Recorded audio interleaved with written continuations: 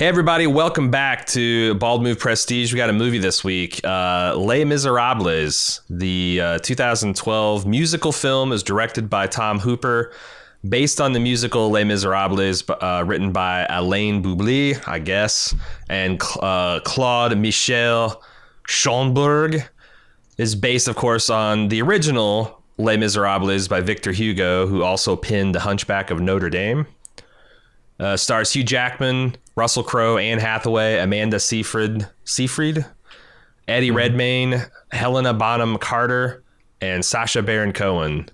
And this was commissioned by Michelle from Cali, Michelle from California, who is she's always around. She's a long-term participator on our Twitch channel, on the forums, long-time supporter, first-time commissioner. Thank you very much, Michelle. Appreciate the support, and I was delighted to see it. I was one of those scared delighted because I know I loved it. I'll talk about my history with this film. I have seen Les Miserables performed live 3 different times. Once in Indianapolis, twice in Ohio, and Cincinnati. I've seen this movie. This is the 4th time I've seen it. I saw it live, or I saw it on opening day, or Christmas Day. I think it opened on Christmas Day, but that's when I saw it back in 2012 with my sister and my wife and my sister's husband. And I've listened to the original Broadway soundtrack recording dozens of times. I've never read the book, though. I've never read the Victor Hugo original. And I love it. It's like... I don't know if it's my favorite musical, but it's certainly, I think, the best. The one that I think has the greatest story and the maximum emotional impact. It always makes me a wreck every single time I fucking watch, especially, or even listen to certain tracks. That's my background with this piece. What do you think, Jim? I don't have a background with this, and I have very little background with musicals in general. Even less with like stage plays. Probably. I think I've seen one musical, The Book of Mormon, live. I've seen a few on film. That's a whole ass musical. I mean, that ain't nothing. Oh, sure. No, that's definitely a musical. Can we get something out of the way here? Every time you're saying the title of this film, it hits my ear wrong. But I don't think as Americans we're allowed to say these words. Right? Like the French own these words, and sure. And these words don't make any sense to American minds, right? Because I don't know. I genuinely don't know how to say the second word of the title of this film, which I will not try to pronounce. I think it's Miserables, but it can't be Miserables. It can't. Why? I think you're always supposed to drop at least one letter from a French word when you say it, right? Les Miserables. I don't know. It doesn't matter which letter. You just drop L letter. Just pick a letter, drop it. You just have to go in front of it, and then whatever. It's authentic from there. Seriously, I have no idea how to say the title of this movie, but I thought it was mostly good. Mostly good. Okay. Cool. We saw Hamilton pretty recently, right? Right. The Disney Plus showing of that, sure. Which was amazing. Like, I really love Hamilton, like everybody else on the planet. And this one, I think you're right, has a better story. Although I would say the music is not as good for the most part. I think there are a couple of like really, really good, like show-stopping tunes in this one. Yeah. But I don't know. I'm of the opinion that in a musical, you can have a little bit of talking. You don't need to make every single line. Like, if you're going to make every line a sung line, give me a fucking melody. This is a very strong opinion you have. I would like to hear you defend it on this cast. I'm not sure I quite can. Yeah, Sir, your opinion is wrong. You must withdraw. Let me have a couple of lines of spoken dialogue when you have no connective tissue, no melody. Yeah. Nothing. That's like my biggest complaint with this movie is they should have just like backed off on the singing a little bit. And to be honest, I actually agree with that. There are some show-stopping tunes, and there are some belters, and there are some things that are constructed as songs. But then, all the interstitial stuff is sung, and it doesn't conform to what most people have opinions for songs. Like it doesn't necessarily have the same pentameter or whatever the fuck. It doesn't have the same like beats. They don't necessarily rhyme. that worked better in Hamilton because, rap is a little bit more flexible style than like classical musical composition. You can change up the beat and accelerate and stop and stutter and do things like that it feels very stilted and unnatural. Yeah, I felt like there was less of that in Hamilton. Like the connective tissue, it just ran almost one song into the next. This, though, has a little bit of moments where I'm like, man, they should have just said that.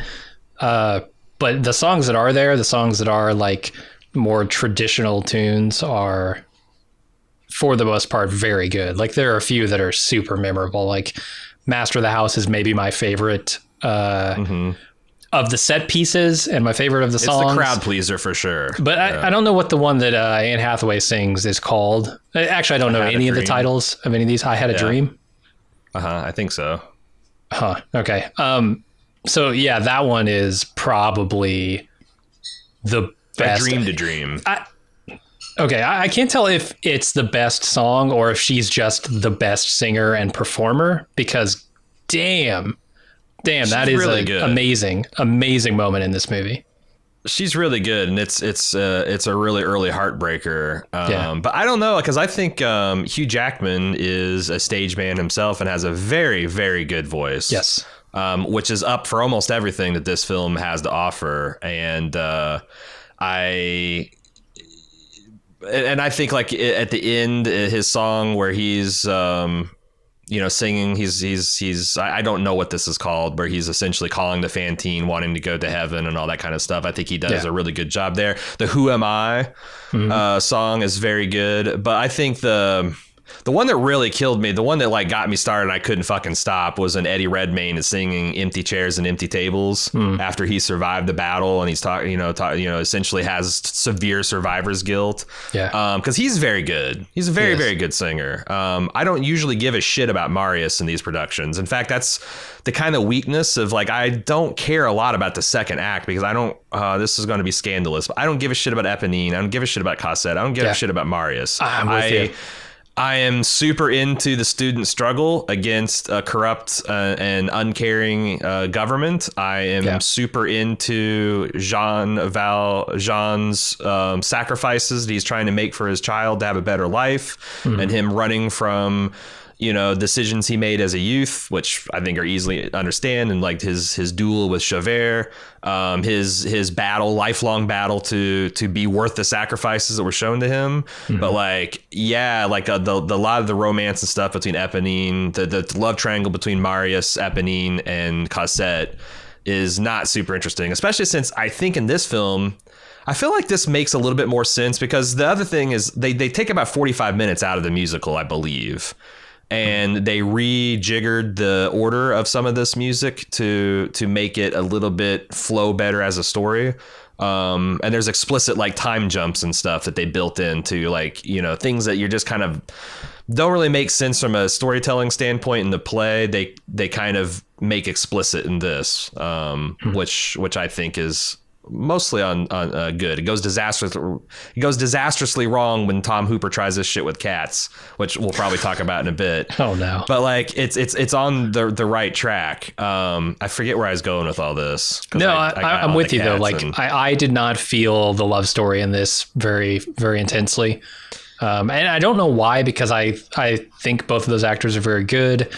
I was more like the notes of like loss and unity and kindness and mercy and redemption, like all of those things are the things that are getting me going in this movie.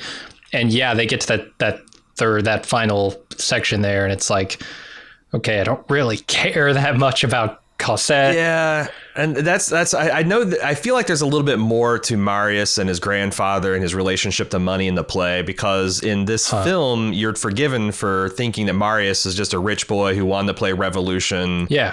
He got away with it, and then surviving that, he was real sad for like 5 seconds, and then hey, Amanda Seyfried's really hot and wholesome and whatnot, and his grandfather takes him back, and he's right back in the mansion and stuff, and that I feel like is that not the story? Because that's what I got.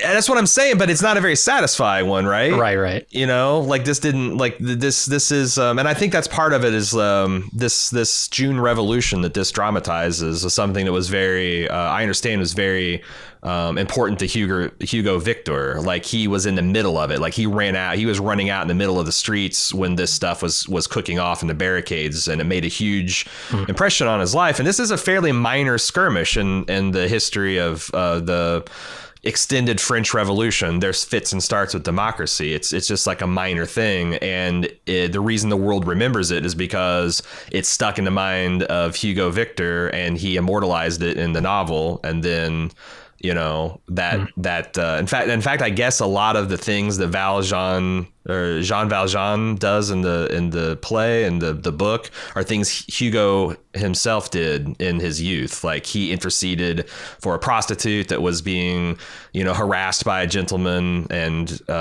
there's a couple other things I think that was actually bits from his life. I think especially things that he saw in the barricades and whatnot.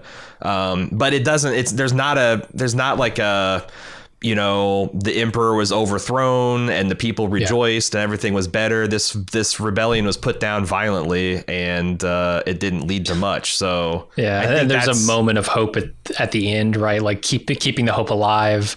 Yeah. You know, when he goes to heaven, I guess.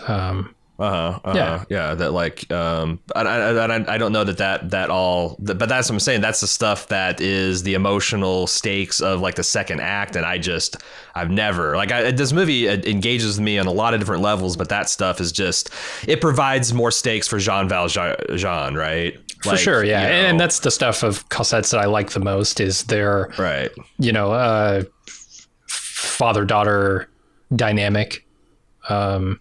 Yeah, where it's like, although I have some questions or problems with that too, but the stuff that like, you know, he wants her to grow up and become a woman, but at the same time he's like, oh, have I done enough to protect her, and like, have I set her on the right path, that kind of thing. And you know, by the time he's gone back to is it Paris, I guess, where, you know, Marius is, you kind of get the impression that he's sort of, I guess, passing the torch in a weird way to Marius to take care of her.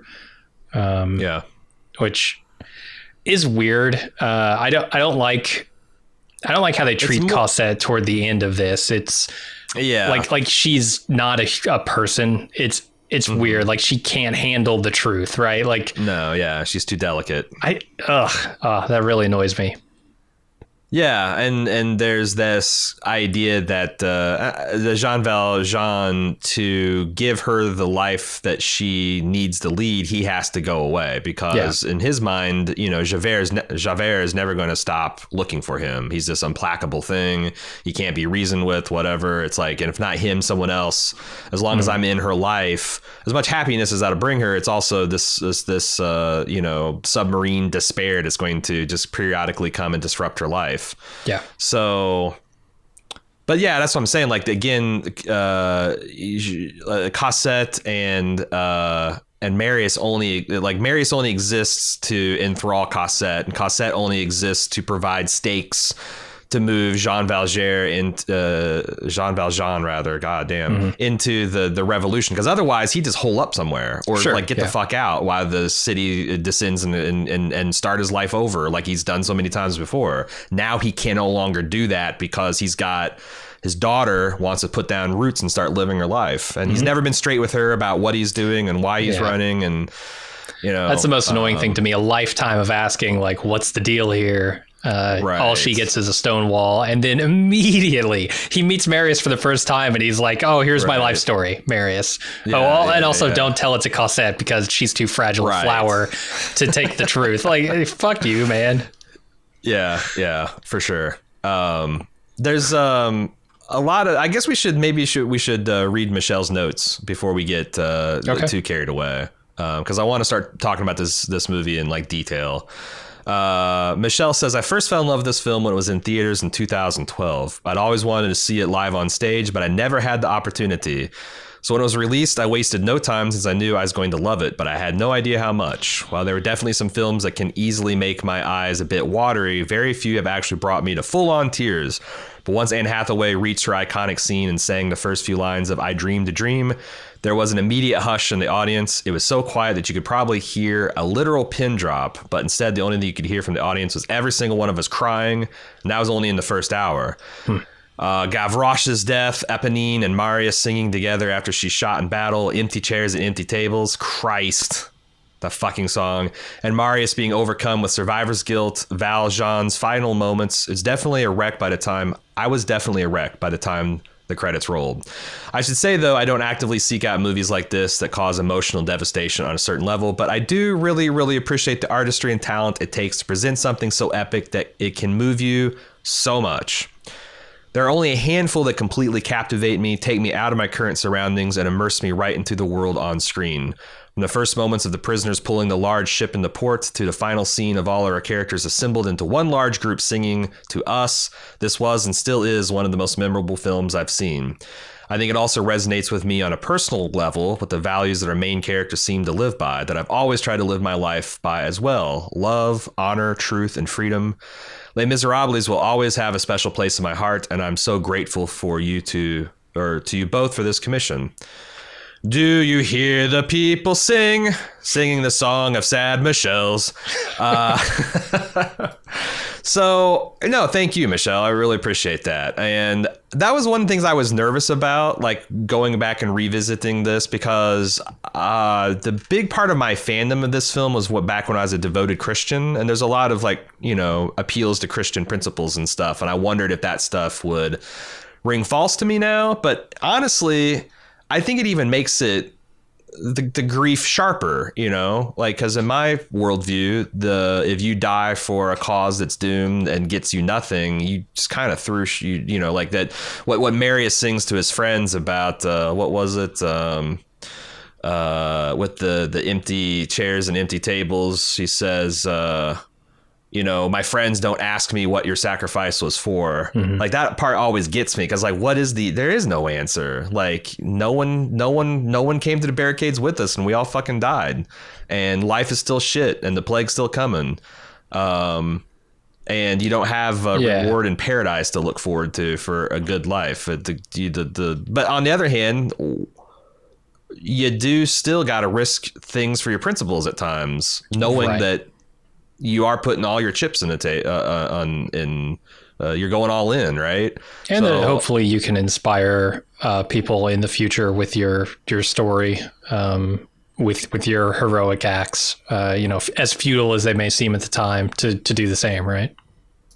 I kind of want to start things by comparing and contrasting the approaches of adapting a musical to the film. And fortunately, we've had ready-hand examples, both of us, of the two approaches. One is, hey, you get a stage, you set it up, you put the cameras where the audience is, and you film the fucking thing. Mm-hmm. What a concept. It's done in Hamilton. My favorite Broadway recording of Cats, I think is the 98 version, does just that. You have a stage, and the camera is the audience, and maybe you can do some funny camera moves. Maybe you can add a little bit of special effects. But you don't try to make this a real flesh and blood thing. You respect the fact that it's a play. The other way to go, which is what Tom Hooper does here, is you go for broke and you put this in a real world. And there's strengths and weaknesses of that approach. I think the obvious strengths are you've got great actors, get all up in their eyeballs. Mm-hmm. Have their eyeballs and their quivering mouth take up two-thirds of the screen, and just stay there with them in their grief and their rage and whatever they're feeling. And also, you got amazing set and costuming and design and all that kind of stuff, so you don't have to use your imagination. Like, hell, I don't even think I knew what the hell Jean Valjean... Jesus, I'm going to start just saying Valjean. Yeah, I call him VJ in my notes. VJ. Jean. Sure. If I had no idea he was actually pulling on a boat or what the hell he's doing, he's just men pantomiming at toiling. They're miming at toiling on the stage. Oh. And then you just got this big impressive set, and the sea's crashing in, and he's dragging this stuff, and it looks very impressive. But I think the places where this hurts is, musicals have this kind of like heightened realism. You're not supposed to literally understand that people are singing everything, right? There's so much artificiality that you see on the stage that you understand that they're not literally singing these things. These are just like their emotions and their thoughts and their words are kind of all blended and coming out, and you're kind of like emotionally and mentally merging with them as a character and experiencing this us. And sometimes, and it's also not weird for someone to just address the audience, you know, like, you know, you're there and to address and to do things like that. And when this is a real set with a whole city's worth of people, or you've got someone that's in like, you know, the den of a bunch of prostitutes and they just start singing into the camera, it feels weird because it's an unrealistic thing to do in a highly realistic situation. Yeah. And then you transform the people into cats. And you have the ultimate problem, which is the heightened reality goes away. You're just left with cat-sized people, sometimes wearing clothes, sometimes not. Judi Dench is showing her butthole. What the fuck am I seeing here? This isn't people wearing spandex no more. This is too real. So I think a lot of, and we haven't talked yet about like your problems with the film, but I think so far from what I've heard, a lot of that is like, it's not nearly as jarring hearing these people sing every fucking word when it's on stage and everything just kind of blends from one damn thing after another. But and you never leave the stage, like it might change dressing. And also like, you know, all you got to do to get to have all that drop away is turn off the house lights and spotlight somebody, and bam, there you've got them in isolation, and they can concentrate on their singing and the perform. And you know, the seats that I sit in, I can barely see the people's faces. Oh, so I'm not judging their acting ability. I'm judging their blocking on the stage and their singing ability. And here, you know, the other thing I think that is unique to Tom Hooper is he likes to get these people recorded live. Like the performance you hear of Anne Hathaway singing, she actually did on that stage. Yeah, for better or worse. Really impressive, I think. It's very impressive, and it gives a really emotional ground feeling. On the other hand, if you had Anne Hathaway standing straight up in a sound recording booth, she'd probably sound a little bit better, and she wouldn't struggle with some of the parts I think she struggles with. But I like that part of the struggle. I think it really adds to how just emotionally wrenching that scene is. But when you get to like fucking tugboat guy, Russell Crowe. Oh, come on. Okay, let me comment on a couple of these things here. Okay, hit me. So Hamilton is kind of like a perfect blend of the two, in my opinion. At least the Disney presentation of it, right? Because you've got everybody on a stage, and they're doing, you know, minimal stage stuff, right? Like half the time, it's not even. I think they spend like the majority of that movie in maybe two different sets, right, on stage. Yeah, it's just a wooden box. Yeah, essentially. Sometimes it has tables and chairs. Sometimes it doesn't. And right. Sometimes the staircase moves. That's about it. But they also have a bunch of cameras, so it's not just a single camera sitting there as if you're an audience member. It's also giving you a close up every once in a while, right? In the big moments, like when the king is singing or something, or when you know, right. Lin-Manuel has to do like a solo about his dead son or something. Like those are big moments where you get to see the actors acting in close up, kind of like a movie. I really appreciate that stuff. The other thing about taking a stage play and putting it on screen like this and filming it in that more movie style is you put a bunch of movie actors into the position of having to be stage actors in a weird way, right? Because these people are not singers. You didn't hire these people because they're singers. I mean, Hugh Jackman, of course, has stage experience. He's done plays. But I look at the caliber of singing, the caliber of talent, and the specificity of the talent that is happening in Hamilton. And I'm like, holy shit, these people can sing their asses off, right? Sure. Every single one of them, almost down to a person. And then you come to this and you're like, okay, well, there are two or three who can really belt it out. But the vast majority of them are just there because they're actors who are famous who wanted in on this role. And so the singing isn't quite as high a level as something that you'd see from like a stage play. Yeah. But I don't know. And And sometimes it doesn't matter because like Sacha Baron Cohen, like they don't ask the master of the house to do very much like there's not much range you're required to do that kind of stuff. For sure. But and like I think Anne Hathaway and Hugh Jackman are capable of doing all the stuff that they're asked to do. And that's just the problem with Russell Crowe is that he's got that same limited range. But they like, you know, that Stars song is really fucking tricky. And some of the notes he's supposed to hit in his Suicide, the one where he's swearing to the stars he's going to bring Jean Valjean back to justice. He's walking along the rooftops for the first time, not committing suicide. Okay. I was going to say he does that twice. So yeah. There's some really soaring notes he's supposed to hit. And if you listen to, like, unfortunately, I can't unhear the original Broadway guy who is very, very good. Oh, see, I haven't heard that. He's just not doing it. And I think there's some of it even if you don't know what it's supposed to sound like, you know he's supposed to go. And he's a limited range and he's got limited power.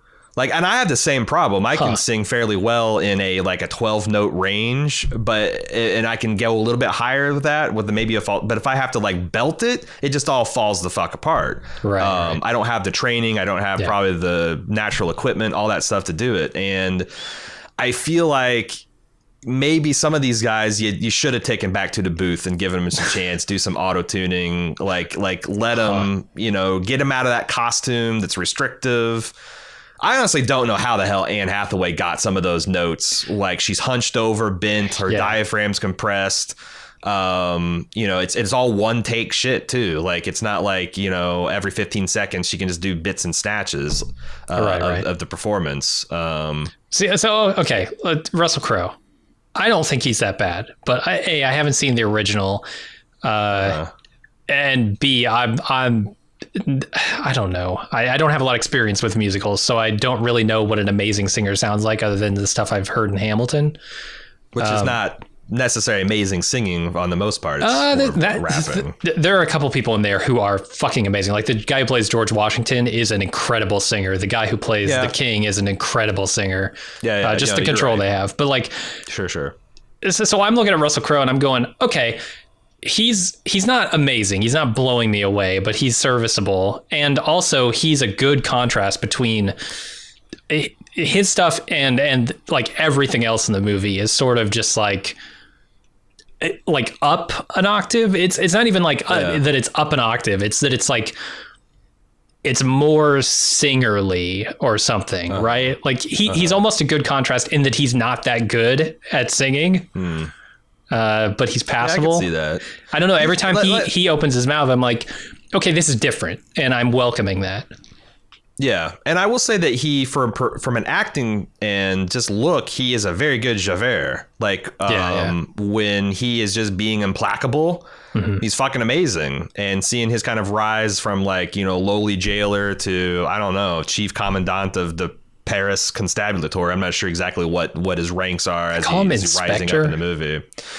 Yeah, but he's just his physical performance is really good. Yeah. And for like 90% of the singing, it's fine. It's just he's got a belt on some of those things, and it just didn't work out.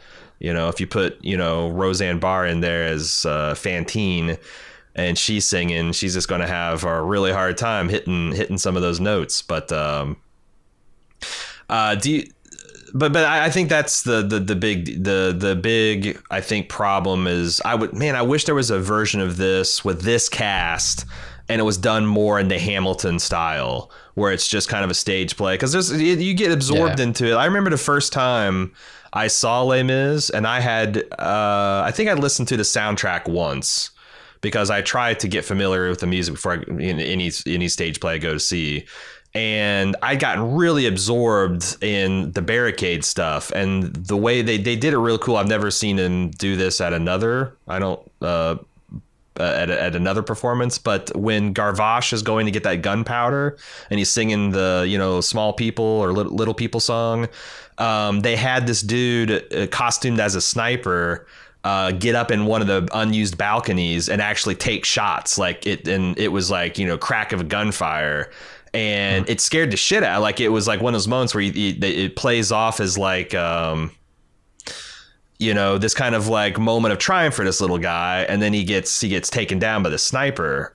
Wait, is he in like the audience balcony? Yeah, he's this dude sneaks up in the audience balcony dressed cool. as a French soldier, and then they don't spotlight him or nothing. He just shoots, and you see the gout of flame, and it's like the jump, and you're like, where the hell did it come from? And then Gavroche and he does it 3 more times, and then he's spotlighted. But like that kind of immersive shit you can't do here. And I kept on thinking like the way Hooper filmed it, like you knew something wrong was going to happen before it happened. But like, is that better or worse? Like, I don't know. I had a very unique experience with it that I thought was amazing. You can't duplicate it. But I thought there's a couple of things there where like I said, I just would like to see a more simplified, scaled down, where people are just standing there singing and belting things. And you can do the Hamilton thing where you get close-ups and you can do the drone shots and stuff, whatever. But I do like the audience perspective you get. But yeah, do you want to how do you want to go? Because eventually I want to go like chronologically through all the big numbers and talk about them. Oh, okay. But where do you want to talk about the themes of the film, or? I feel like we'll get to that in the course of talking about the scenes. So you want to just go with that then? Yeah. So Look Down is a great way to begin this, because it kind of sets the tone of despair. And then the title of the film, it's gives you that feeling. Yeah. And I think it's also really effective in establishing a couple important plot points, which is Jean Valjean is apparently almost superhumanly strong, is one of his defining characteristics. Like he's it didn't work for you? No. I'm remembering like, so this comes into play later in the film, right? Where Russell Crowe, where Javert is looking on as he lifts this card off a man and apparently recognizes his lifting face. Like, I don't know if it's like the pattern of bulging veins on his forehead is the thing that goes, Valjean? I thought it was pretty cool how they mimicked like the camera angle and everything, like him struggling to lift that flag thing was him struggling to lift it. Like it was like it, and they panned to Javert going like J'accuse, I thought it did not work for me because I was laughing at how just like how cute it was. It's too cute. Mm-hmm. Yeah. But then they also, in this introduction, they establish, he's getting paroled and, he's free, but is he? Because he's got these parole papers, his yellow card that he has to show everywhere that identifies him as a felon, and he man. He can't get a job. He can't even get room and board. He gets like it just really shows where he's, in a state where he's almost an animal. And he gets with this bishop, which is a fun little detail for hardcore Les Mis fans, is that he is the original Broadway actor for Jean Valjean, the bishop. Okay. That saves him. And he sings crazy good. Yeah. But this guy could have burnt him, and instead he sets him up and gives him this ability to become a better man and live a better life. And that's the moral engine that makes this whole machine run. Yeah. And the rest of the movie is him paying it forward, right? Yeah. And it's amazing. I don't know how... Man, I've met them. I've walked among them, but I find it hard to believe that you can be a fan of this material and be like a fiscal conservative, because the moral of the story is if you take people in bad, debased situations and you raise them up out of it and give them enough that they can like start another life, look what happens. Yeah. Whereas if you go around Javering everybody and like, well, hard work, just reward. That's what we're in here for. And if that didn't work for you, then you done fucked up and the Lord wants you in jail or in hell. Mm-hmm. But they do. I can't figure it out. But I don't know. That's literally the lesson of the story here. Give people second chances and they'll mostly take them. And this is the part of the movie, and it's really early on that you start to get a little choked up, right? Like this moment where he, instead of like turning him in and saying, oh, he stole all my silver, he hands him these 2 candlesticks, which you see coming back later, right? You get the impression, I think I'm supposed to get the impression that he's living off of the money that those candlesticks brought him. after, his fortunes turn and he's running from Javert, right? He's got this bag that you can see him stuffing one of the candlesticks back into as him and Cosette are leaving. Oh, I think that's interesting because I interpret it as the best for the what he saved best for last are the ones like he sold all the other silver to set himself up, but these things are like Scrooge McDuck's, like he's got his first dollar framed, like, Gotcha. Everything else goes in the bin, but these are special to me. These are the literally 30 pieces of silver that I was bought out of slavery and bondage with. So he's like not wanting, he's kept those around for memento. Yeah. But they also set up a contrast between Jean Valjean, who was given this leg up by a person who was merciful, and Fantine, who was, trying to do the right thing. And they even have explicit, like, Jean Valjean got in trouble for stealing a mouthful of bread for his sister who was dying. And, Fantine is trying to, she's working as a seamstress trying to provide for her daughter that she had out of wedlock. Done nothing wrong as best I can tell. Yeah, but these bitches at the seamstress factory are turning against her, and it's one of those cases where like the oppressed are often the oppressor. There's this great character, and she's played by the lady who plays Nancy Birch from Harlots, which I quite enjoyed this last few years. But yeah, them leading against this foreman. This foreman's trying to like move in on Fantine because she's young and attractive, and she's trying to put him off because she's a good girl. And these girls are manufacturing this fiction that she's like this loose woman and she's got this bastard child, and she's playing the foreman for a fool. And they get in a big fight, and Jean Valjean just breaks it all up and tells the foreman to settle it, and he does this terrible unjust decision.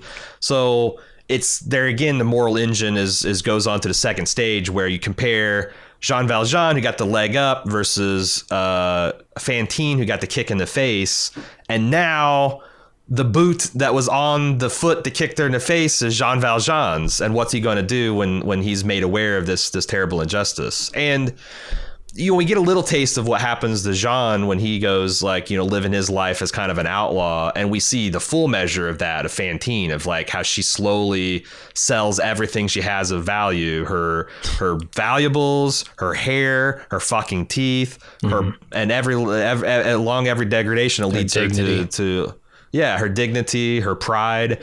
And she's left by the end with nothing. Like this lifestyle takes her life from her. And the film even makes it explicit. Like Javert is trying to, put her in jail, and Valjean says that she doesn't need a prison. She needs a fucking hospital, you idiot.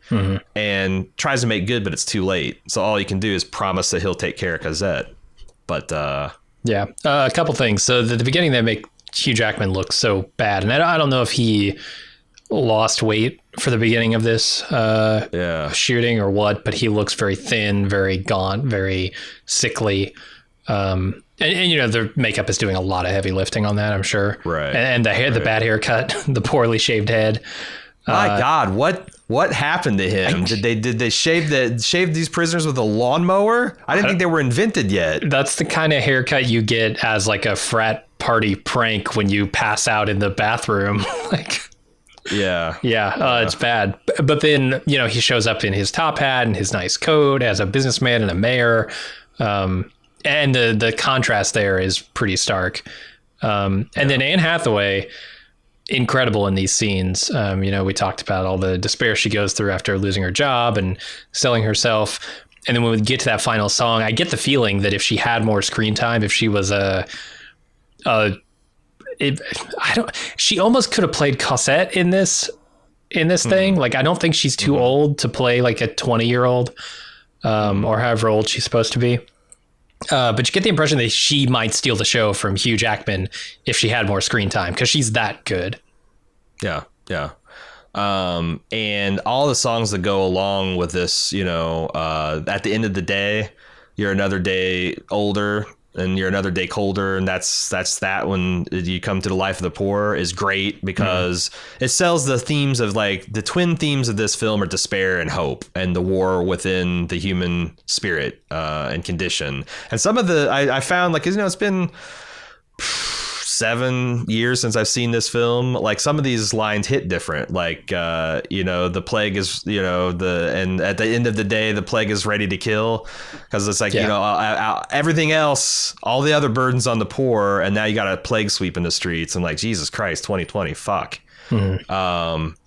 And The Lovely Ladies, it's another one of those things where it's like, it's kind of like a bawdy fun song, but the actual practice of it is like, horrific. At least that's the way it goes in the movies, where it's like these lovely ladies, and like a lot of times, like Pirates of the Caribbean, you see these prostitutes as these, colorful, larger than life, free people. But this is kind of like the actual grueling reality side of it.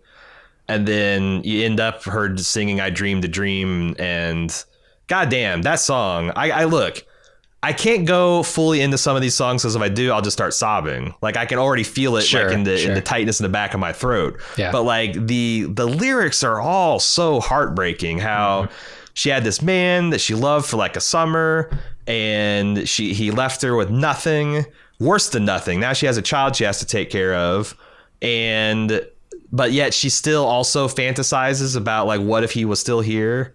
Like, Jesus Christ, it's so pathetic.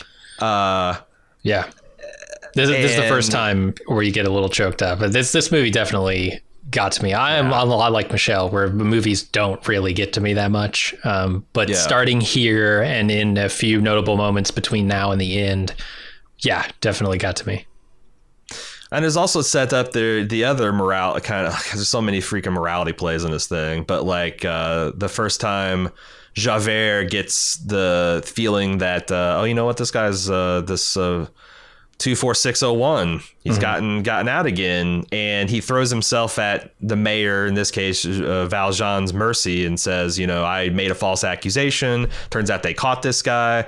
And it's such a brilliant little twist, because it's a double horn dilemma. Yep. Because on the one hand, now Valjean all he has to do is let this guy take this fall and live in the hell that he would by all legal rights be living in, and he'll be smooth sailing. But if he does that, then, who am I? Who? What does that say about you? What would the bishop say? What does God say? What is this going to do to my mortal soul? And he has the opportunity to get Javert off his back at this point too, right? He could turn in Javert and bust him down for making the false accusation. He could also let this guy who they think is him rot in jail.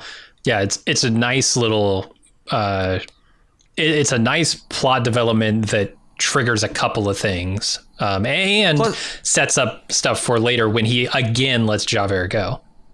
Plus, it also, like, because a lot of times Javert would be like this corrupt individual, right? He'd be like a sheriff of Nottingham type. But this scene reveals that, you can say a lot about Javert and his worldview and how fucked up it is, but there's zero hypocrisy in it. Sure. Like, he's ready to hold himself to the same standards of justice that he would hold anyone else. Like, I'm at this station, and I accuse someone at this station, and that's bad, and it's a false report, and I need to be punished for it.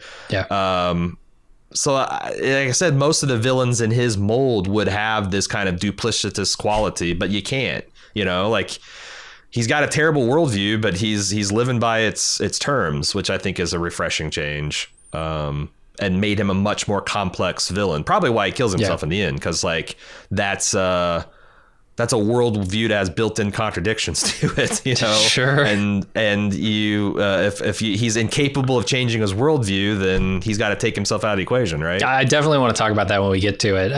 The other thing that happens, the thing that happens right after this, is when Valjean goes, he can't live with the idea that someone else is going to take his place, rotting for his crimes or perceived crimes. Right. And so he goes and he turns himself into the court, right? And he says, hey, I am 26401, whatever the number is.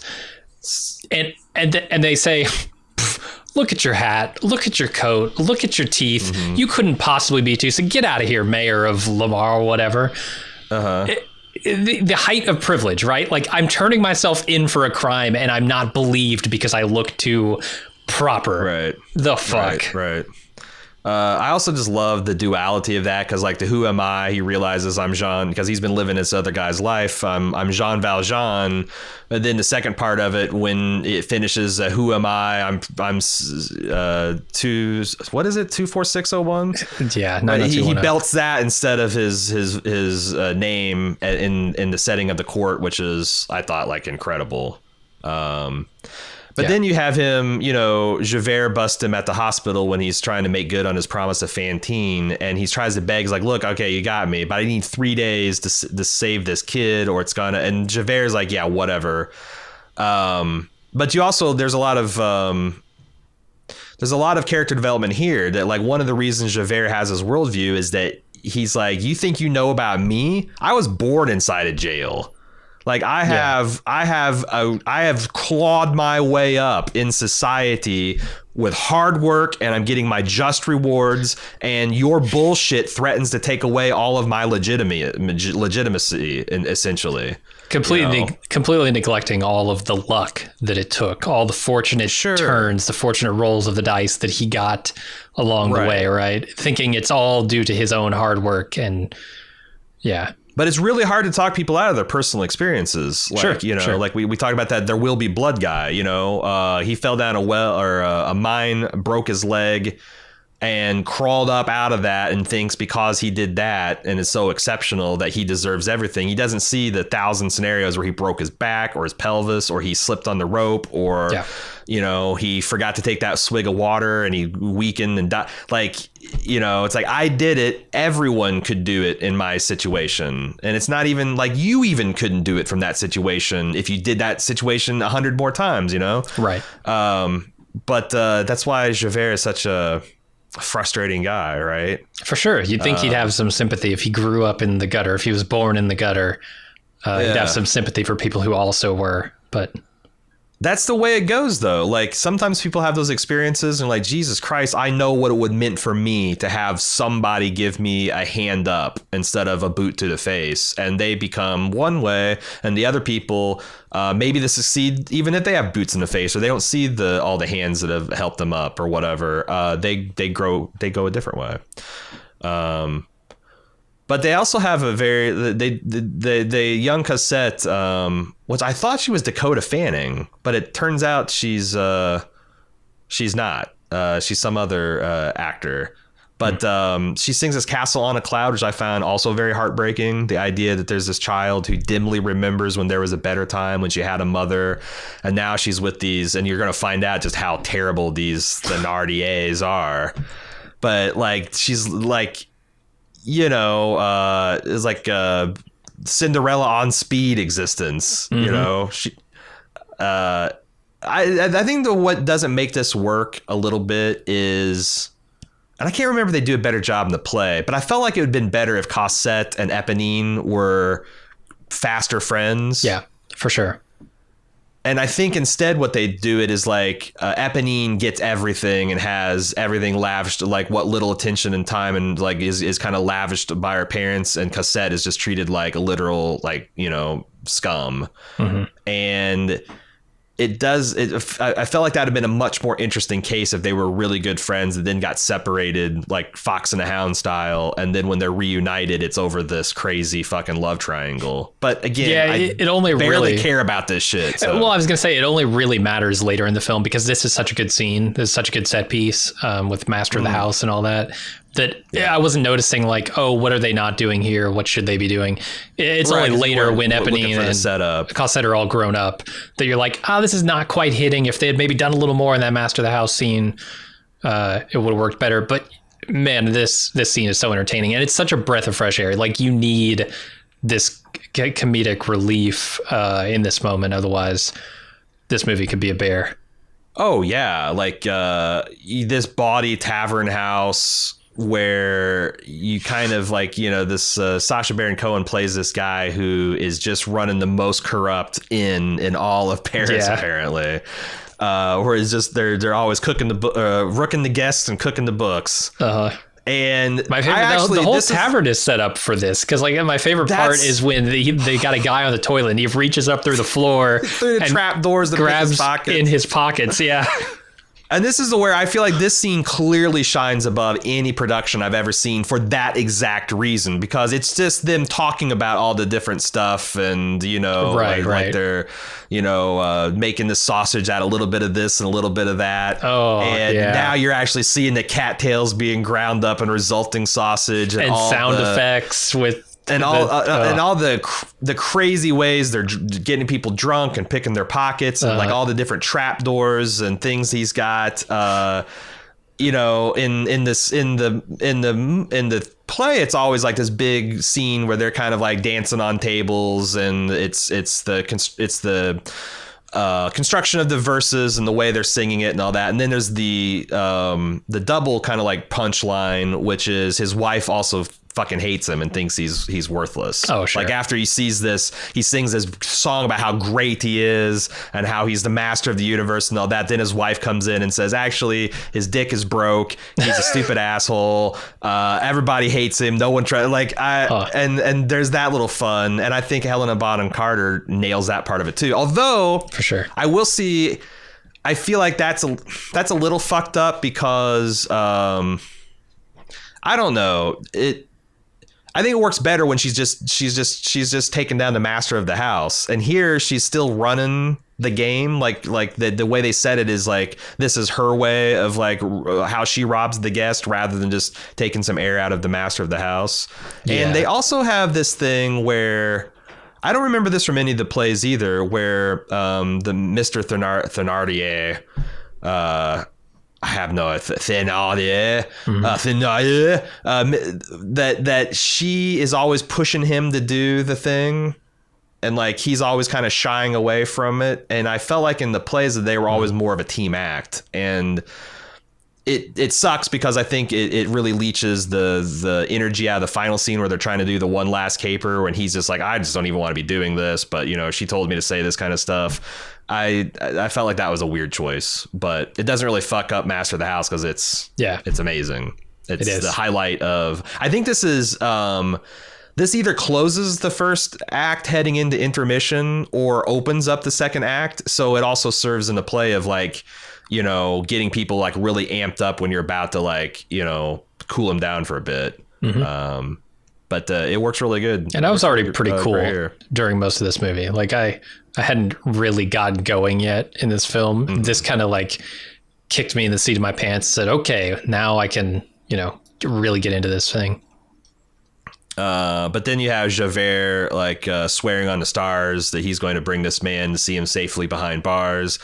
And like, again, this is one of the showstoppers in the musical, and it just doesn't work because Crowe just don't got it. He just doesn't. Yeah.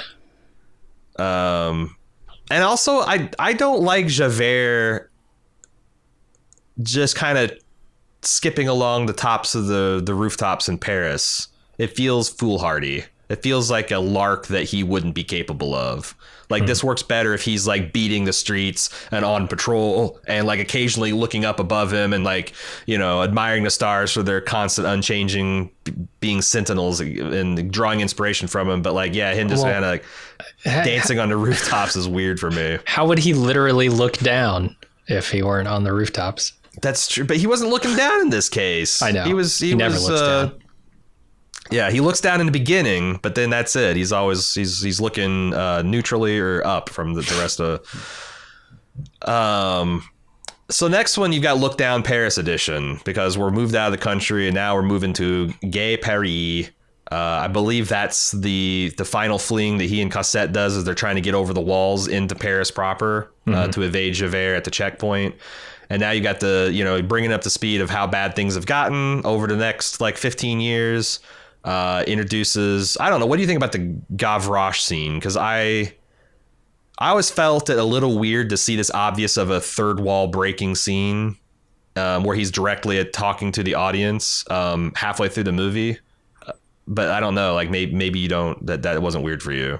It didn't seem that weird. This is the one where he's just kind of like scuttling around the carriages and stuff, right? Yeah, hassling the rich people and talking about how shitty things are, and how he sets the stakes because if you don't know, the thing that caused this just June Revolution is this General Lamarck, who was one of Napoleon's most famous generals, who was kind of like a loyalist, but then later in his life turned into kind of like, well, this is bullshit. We did all this war to like have freedom and prosperity, and look at what we got. And he was one of the ones. He's like a Bernie Sanders figure, is what I'm trying to say. Mm-hmm. And like his death, like seen as the last champion of the people dying, is what like kind of set off the student revolution.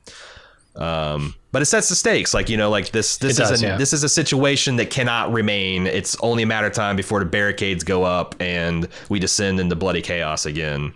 Yeah, it's the first indication that that's even going to be a major part of the story and not just a backdrop for a redemption story. Yeah. And they introduce a lot of characters here. Marius, the kind of spoiled rich kid from high society who's fighting for the poor. And again, I felt like there's a lot more about him in the musical that kind of got left out, the relationship with his grandfather and all that kind of stuff. And Eponine, who's apparently had enough of her parents and is trying to be a virtuous hustler out there, you know, trying to like protect the people she cares about from her parents' depredations. She's desperately in love with Marius, and he doesn't even look at her. Yeah. Doesn't even see her as like, you know, kind of like, he thinks she's just a not serious person. That's the thing, is like, every girl that I've ever met that likes this show has a very clear woman that she sees herself as. I think like you're either Cosette or you're an Eponine, and the vast majority of the women tend to be Eponines in my experience. But I don't get it, because like Eponine just seems like a wretched character. Like she does love this man, but because I think you're supposed to understand that because of her personal affect is so glib and surface level, that like even though she's got the huge hots for Marius, that Marius doesn't even like, you know, well, she's just trying to run me for game, right? Yeah, she's trying to butter me up. So, and you know, he doesn't take it seriously too far, one or another. But it's kind of like, you know, if master of the house comes up and says, "Oh, I love your beard," or "Oh, look at your kid," you're not going to be like, "Oh, wow, you must be my friend." You're like, "Oh, okay, what's the hustle here?" And I think she's a victim of her own circumstance. Yeah, that makes sense. But Cosette, the problem with Cosette is she's just literally nothing. Yeah. They don't give her anything to do. She's simply there to love Marius, right? Yeah, she's like Eponine, only someone came and swept her out of that life and doted on her and gave her all the love and support. And I think part of the reason people hate Cosette is because since she doesn't know her father's complex backstory, she doesn't know what danger she's putting him in, you know, putting her foot down and be like, "No, I don't want to run anymore. I want to love this boy," and all that kind of stuff. But it's like, is that Cosette's problem, or is that because Jean? I didn't blame her for that. Exactly. No, I blamed him for that. Like that's, yeah. Their relationship is strange to me, but also, you know, somewhat understandable for the guy who's trying to protect this girl. I get that, but also she's a woman, not a young girl anymore. But Eponine's just like permanently friend zoned, and it just keeps getting worse and worse. Like not only is this guy going after this girl that like apparently their attraction is entirely physical based. There might have been more to it in the musical, but like, yeah, she's beautiful. And, you know, Amanda Seyfried, that's the thing. It's like, I remember going in the scene, it's like, maybe I'll really like Cosette this time, because I really like Amanda Seyfried. I think she's amazing. I think she's a goddess. But she just pretty much brings that. And I forget, I can't even. I could have done with an Anne Hathaway in that role, frankly. Yeah, but she just wasn't given anything, because like again, it's they love each other. It's a Romeo and Juliet. You know, they looked across the courtyard and there they were, and you know, Cupid fired his arrows, but yeah, Eponine just keeps on getting more and more like, oh, you know,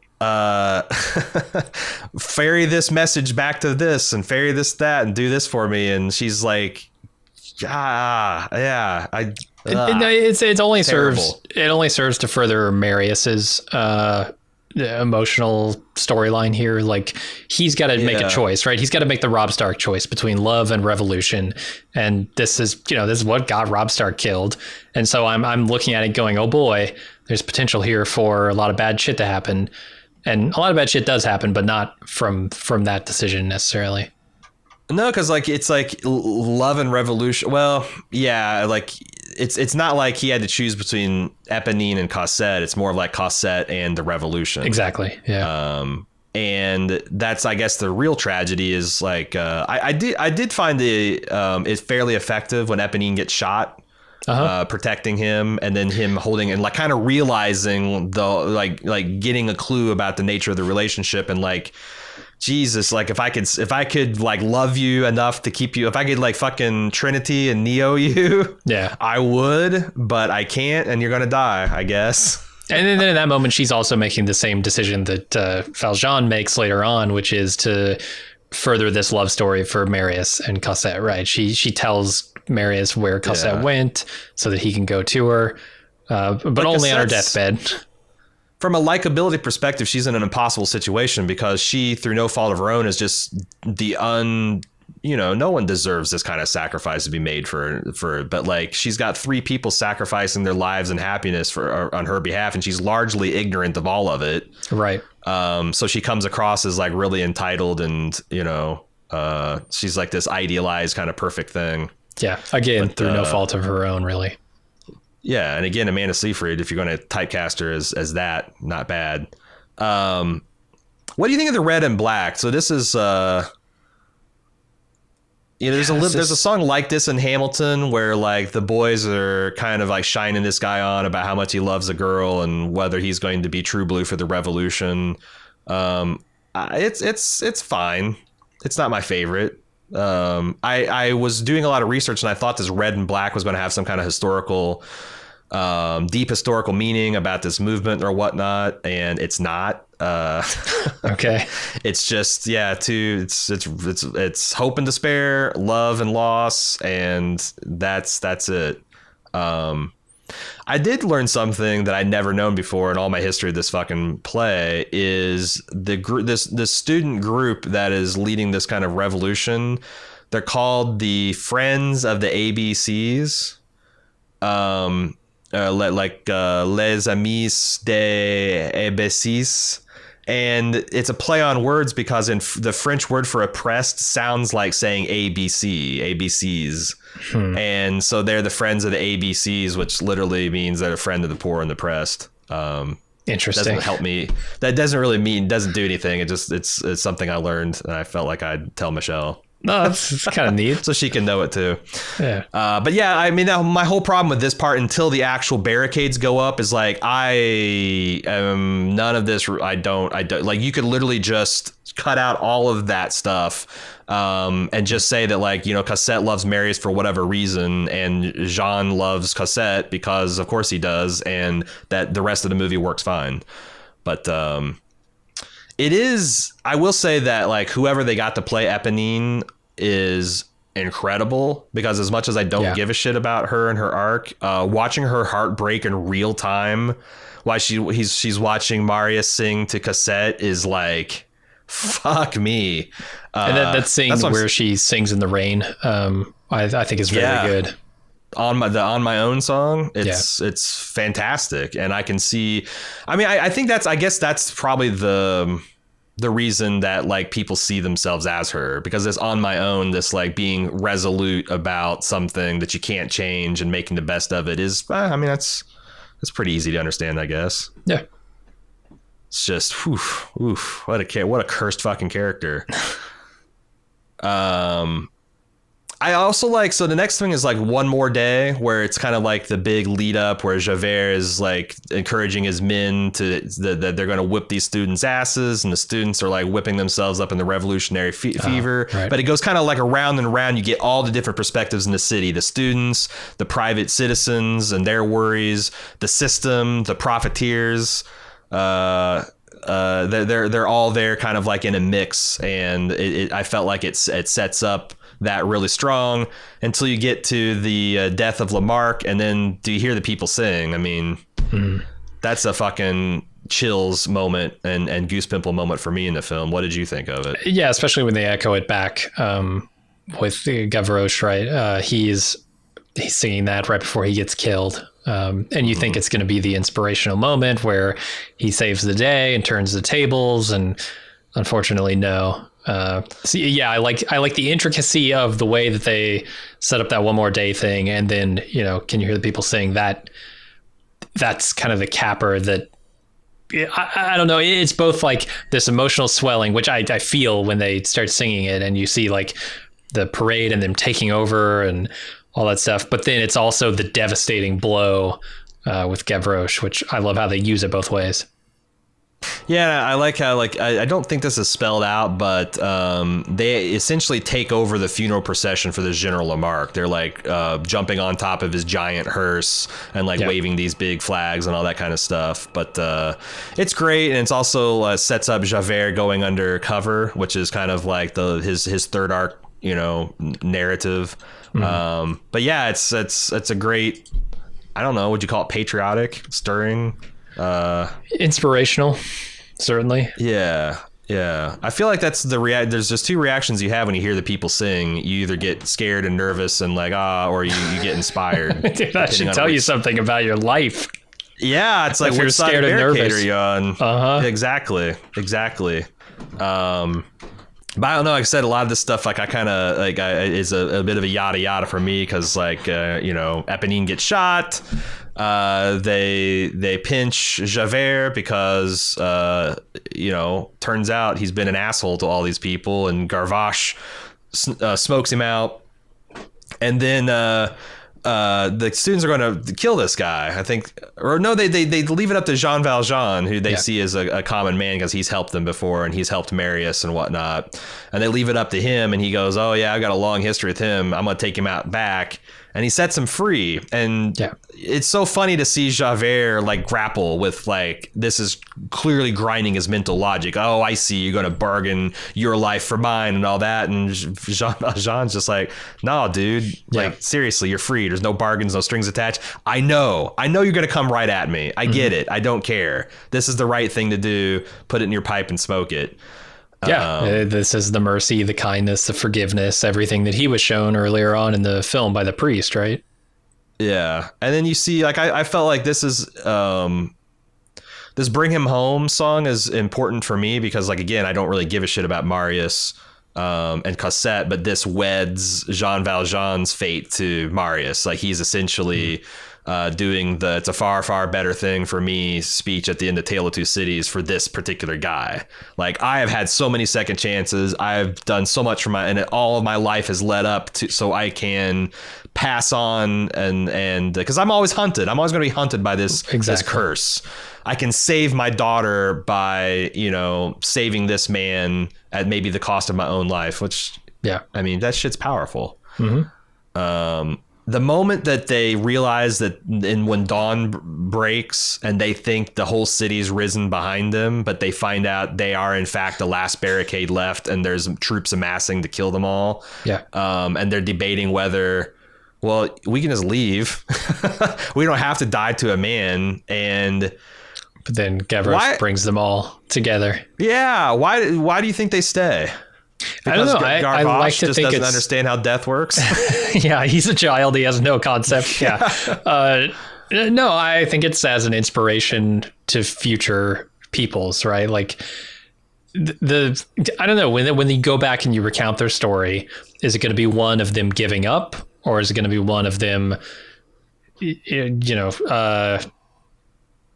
going down with a fight? And I guess like there's some value to that, right? Inspiring future peoples to take up your cause, and inspiring the miserables, the oppressed to stand up against the oppressing powers, that might be worth more than your life in this case. I don't know.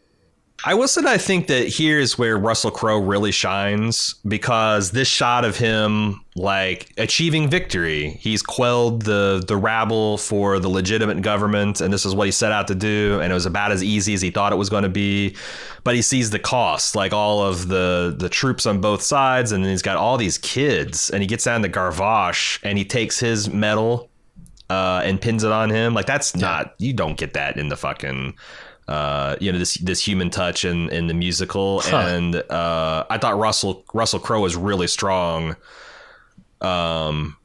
because it works more of like, that's where this heightened reality versus actual reality kind of, sometimes works, sometimes doesn't, because in the play you just kind of go with the Javert has had a change of heart and he's going to kill himself because, well, it's a musical. That's what people do in musicals, Romeo and Juliet's not a sober analysis of like fucking game theory, right? It's just, oh my God, my love is dead. I'm going to kill myself. Oh my God, oh my God, she's alive. I've already killed myself. Yeah, it's killed myself. Now I'll kill myself for real this time. It's like, it's just that kind of shit. And like, doesn't make sense, but whatever. It's very romantic. Right? Yeah. But yeah, him pinning that medal on Gavroche really got me.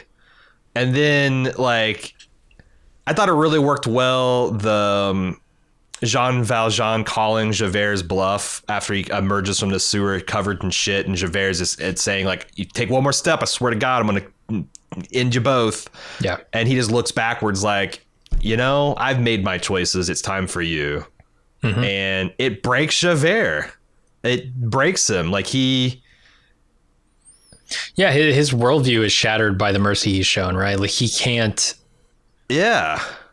And the song is interesting to me that he's singing up on these rooftops as he's about to throw himself off, because it's not that his mind has been changed here necessarily. It's that almost he's angry that he was given this opportunity to live by his enemy, right? It's a spite thing. At one point they use that word, like I'm gonna spite him by throwing away the life he granted me. It's a hatred thing. It's weird. It reminds me a lot of Lieutenant Dan from Forrest Gump. Okay. Like, this guy, like, you robbed me of my destiny, you robbed me of my legitimacy, you robbed me of my, and he doesn't have a later act where he gets space legs and a Vietnamese bride and heavy investing in Apple stock has made him a rich man. Uh-huh. But yeah, like, it's like he's so inflexible that, like, the idea of, like, just changing my worldview to account for new information doesn't even occur to him. Yeah. It's like, I have these rigid rules of justice, and this mercy and forbearance doesn't fit into it. So it's like, yeah, I have to kill myself rather than live with in hypocrisy. Because it's almost like he realizes it's no longer just to hunt this man down. Like, what is he even doing? Yeah. But he also has to do his duty. Like, they mentioned duty in connection with Javert like 6 times, and it's always Valjean, sometimes accusatory, sometimes like resignedly, sometimes like praising him for doing his duty. Mm-hmm. But he can't not do it. I mean, I guess this is him not doing it, throwing himself brutally into the rivers. I don't know how you pronounce that. How do you pronounce a river? Seine? I don't know. River probably. That's probably closer. Yeah. Seine. I'm like, I guess I had so many questions about, like, how they do that. How you built a fountain out of a river? Like, damn. Yeah, he throws himself off and kills himself, and then that's it. But I don't think Valjean realizes this. I mean, how would he, right? Yeah. I think you're supposed to understand that's another layer of tragedy, that, like, Valjean could just stop running because the last person who would ever give a fuck about hunting this guy down who's been missing for 35 years or whatever is now dead. Yeah. But he has to live as if he does, which robs him of his, I don't know. It's like, it's weird. It's like a double curse that they're wrapped in.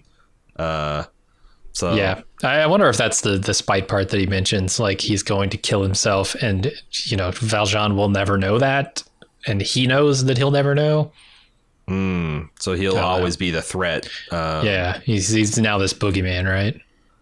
Yeah, but there's also this short little song called Turning, where it's about I think you're supposed to understand, is the public opinion turning on the government, where people are like, God, look at these boys. They got slaughtered, and there are people that love them, and now they're not there anymore. And it's also, and I'm like, okay, that's interesting. But they also juxtapose it with Marius's grandfather coming in to visit him and take him back into the family. Mm-hmm. And I'm like, well, that doesn't make any fucking sense. But it doesn't matter, because the empty chairs and empty tables are coming to clear all those confused thoughts out and just unify you, and how bad this sucks, and how sorry I feel for Marius, and conjunction Valjean. God, yeah, these lyrics like singing about tomorrow and tomorrow never came. Fuck it, no, I can't do it. You got anything to say, Jim? You got anything to say? It's great. What is his name? Eddie Redmayne? Is that the actor's name?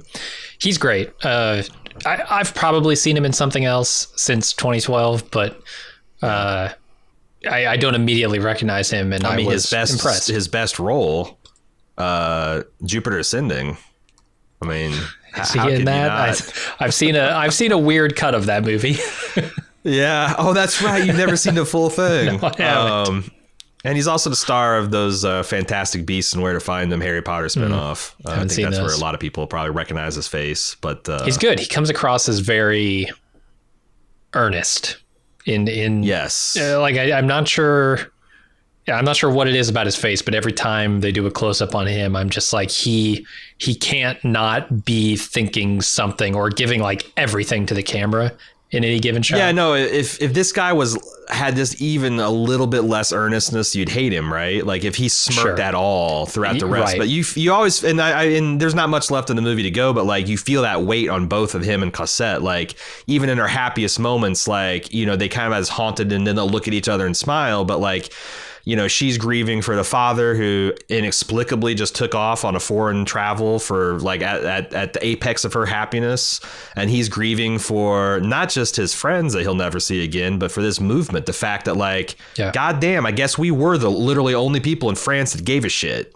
Mm-hmm. You know, when it came to the upper class and everybody else didn't care. They shut their doors and windows to us. That's another heartbreaking scene of students too late trying to get off the streets and all the doors are closed to them. Yeah. So they are going to get kettled by the police. And then, like I said, everything else is just like a blur. Literally, I couldn't tell you what the visuals look like in his last 20 minutes of the film because it's just all hazy. Yeah, you get like another Master of the House sort of scene, right, where they scam their way into the wedding. Yeah, but it's not really fun because much, it's kind of pathetic. And you got Jean Valjean singing "Heart Full of Love," where he realizes that he has to make one last sacrifice for Cosette and go away forever. Well, so this second Master of the House scene, right, the wedding scene. Yeah, I think it's a wedding. I think it's he and Cosette's wedding, right? Yeah, really serves to highlight just how shitty the Master of the House and his wife are. This couple, because you see that every time they try and pull these scams on the wealthy, every time they try and pull them on the educated, on the the well-off, they don't work, right? Like they try this shit on Valjean. He's got his hands in his pockets protecting his wallet. He's taking back his hat, all that stuff. In this scene, they straight up get punched in their faces and knocked to the ground by this guy who gets the information that he needs from them. It's only the miserables, the unfortunate, that they can fleece. And it's just like, it shows what wretches, what like opportunistic assholes they really are. Yeah. Yeah, and it's ironic because like this scheme that they do to try to embarrass him for money on the wedding day backfires and reveals, because they're like, oh, your father-in-law, you think he's a virtuous man, but we saw him hiding the corpse in the sewer, and this is the ring he pulled off the body. He's like, wait a minute, that's my ring. Holy shit, I only live because this man drugged me through the sewers. He's even bit more of a savior hero guy. Oh my God. Like it's gotta go after him. Yeah, like I said, I'm still a wreck. And then they track him down to this, I forget what they call it, this convent. It's gonna be like a monastery, right? Or something. Yeah. I don't know. Where he's dying of just being too good of a fucking person. Yeah. He's dying of righteousness and goodness and mercy and a heart full of love, which shall we all go that way.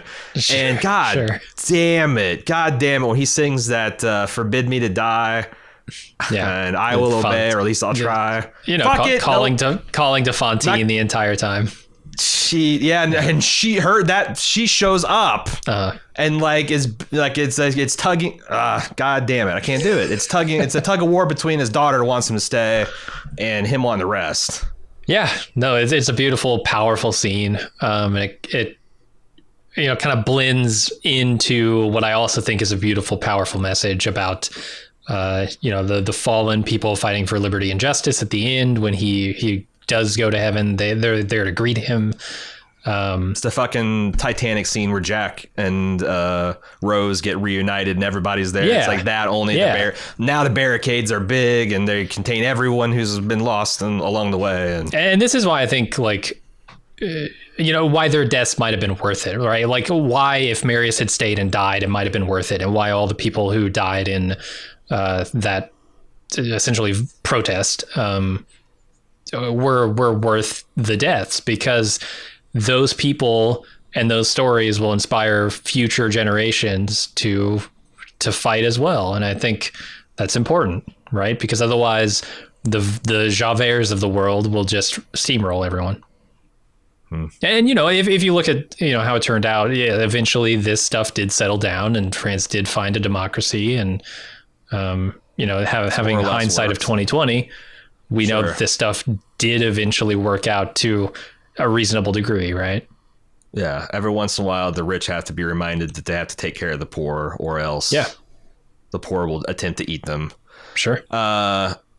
Yeah, no, it's like I said, it's great. It's very cathartic. Like, if you feel like you're emotionally constipated, being able to watch a movie like this is nice emotional X-lax, I guess. Sure. It really gets the system, gets you regular again. Yeah. It's one of those few movies that choked me up, Yeah, no, it does. Like I said, I've seen this in public and tried to keep it together really hard. And the two times I've watched in the privacy of my own home, it's just like, I watched it alone on the couch last night at Jack was in bed. It was like, I think I was finishing up around midnight, and it's just like, I don't have to keep it together for nobody. Not even this shitty cat's not going to care. So yeah, it was pretty bad. Went through a lot of Kleenexes. Yeah. Went to bed stuffy headed. And that's it. Like, do we just more stuff to talk about? I don't think so. I think that's everything. I know that there's like a lot of well-regarded performances amongst the students, like in Joel Ross or whatever his name is. There's a lot, but like, again, I care about the plot, but like the individual characters are just not enough there for me to like really hang on. Whereas, goddamn, Jean Valjean, whew, what a character! What a character! But thanks for commissioning this podcast, Michelle. I hope you were happy with it and it met your expectations. And if you would like to commission your own podcast, go to support.baldmove.com and click on the commission a podcast link, and we will get it taken care of. We got a whole bunch of really cool stuff coming up in commission. I know we got Gattaca, we got the other Lord of the Rings films, because those were instant commissioned after the last successful one, and I feel like there's maybe one more in there. But hang around Prestige. There'll be more of this stuff coming down the pike pretty soon. And until the next time, I'm Aaron. I'm Jim. See you guys.